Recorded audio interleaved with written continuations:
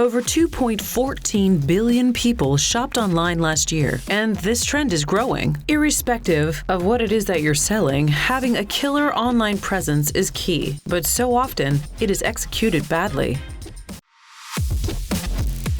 Tech is everywhere, right? We all use it. Sure, it's simple to navigate some websites with the talented designers and copywriters making everything look sleek.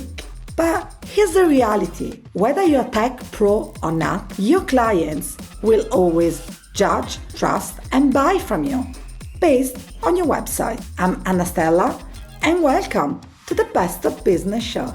Setting up a business is an exciting and rewarding job. You can sell anything, but while running a successful online store might seem easy, spoiler alert, it's not. In the rush to make money, mistakes are often made that can dampen even the most lit enterprise. We've asked our experts what little mistakes can have a big impact on your online sales game, and they've revealed 5 whoopsies to avoid. 1.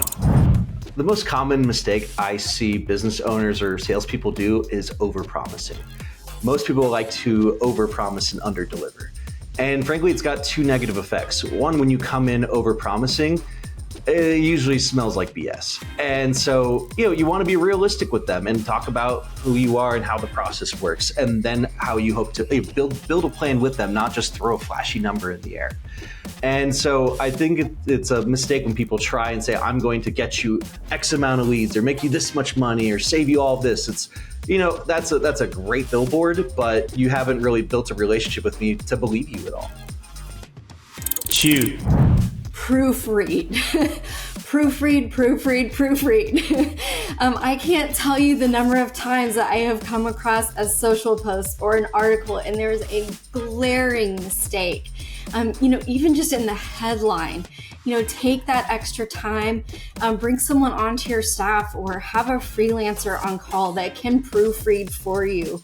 I always recommend a second set of eyes, because that right there is just a very first clue that your professionalism is maybe not where it needs to be. 3. What I tend to see is they look for the brightest, newest, shiny object in marketing. Oh, I've heard so much about TikTok. I want to do TikTok ads. Okay, well, what do you know about TikTok? I don't know. My kids are on it all the time. Well, you sell landscaping. Do you think you'll find a lot of homeowners on there that are looking for landscaping? So people are very easily distracted by what's new and different. And again, I try to make my product new and different to attract that attention. But I try to advise them by first asking, what marketing has worked before? What hasn't worked before? The thing that was working, why did you stop doing it? Did it stop working? What changed? 4. They take the human aspect out of this. They think that they can hide behind an online medium and make complex sales. That's one of the big mistakes that people make online, is they don't want to take it offline. And what they don't realize is online came from offline.